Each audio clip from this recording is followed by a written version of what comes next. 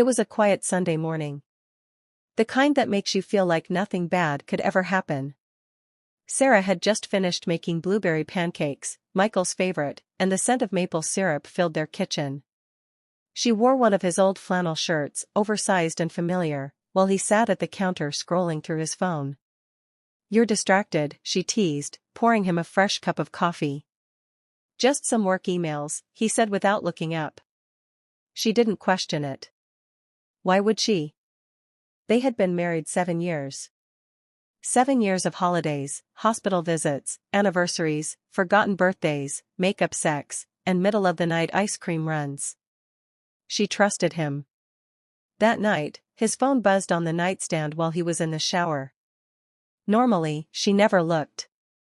But this time, the screen lit up with a message that read, "Still thinking about last night, hugs and kisses."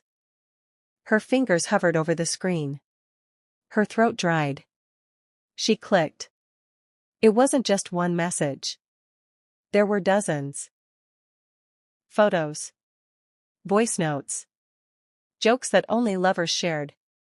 And the name at the top? Rachel. Rachel, her friend since college. Maid of honor at her wedding. The one who'd cried with her when her mother passed. A person Sarah had trusted with her life. She couldn't breathe.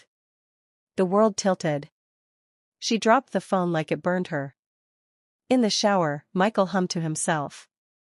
She sat on the edge of the bed, motionless, while steam rolled out from under the bathroom door. That steam smelled like betrayal now. She didn't scream. She didn't throw anything.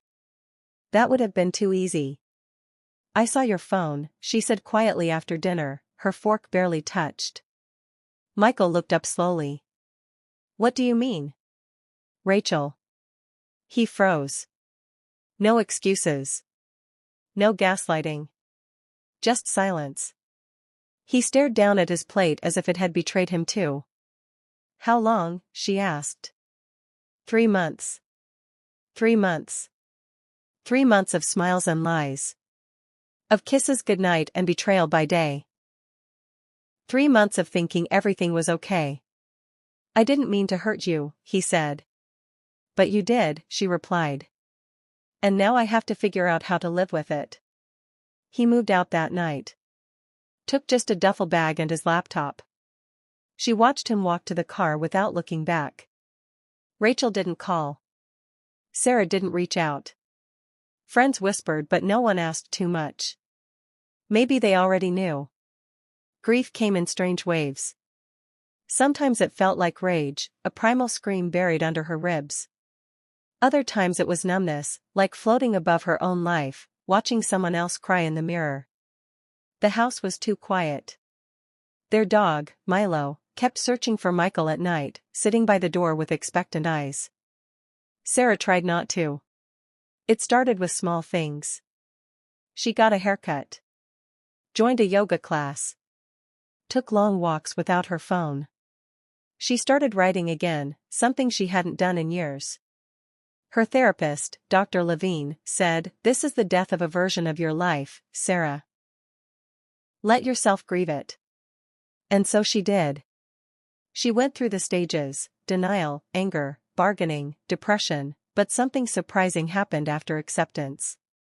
Freedom. For the first time in years, she didn't have to shrink to make someone else feel bigger. She didn't have to apologize for her ambition, her sarcasm, her stubbornness. She was rediscovering the pieces of herself she'd set aside in order to be wife material. One morning, 6 weeks after Michael left, she found a letter in her mailbox. Handwritten. No return address. It was from Rachel. "I know you hate me. I don't blame you. I didn't mean for any of this to happen. I was lonely." He was familiar. "It was a mistake. I lost you, and I hate myself for it. If you never want to speak to me again, I understand. But please know, I miss my friend. I miss you. And I'm sorry." Sarah read it 3 times. Then tore it into pieces.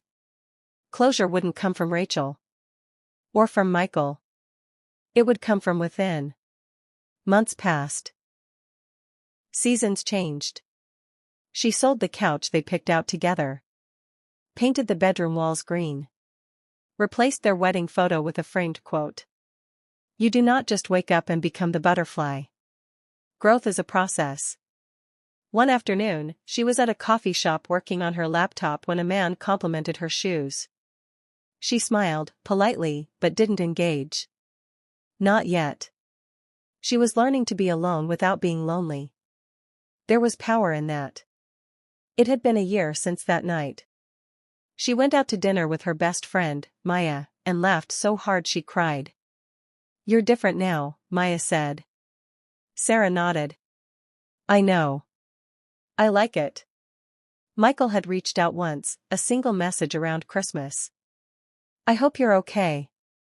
I'm sorry for everything. She didn't reply. She had nothing left to say. The rain had stopped. Not because he came back. Not because she forgave him. But because she chose herself. She stood in front of the mirror one morning, brushing her teeth in silence. For the first time in a long time, she saw strength in her own eyes. Not survival. Not endurance. But strength. The kind that comes from choosing peace over revenge. Growth over bitterness. Herself over everything. And that, she thought, was the real love story.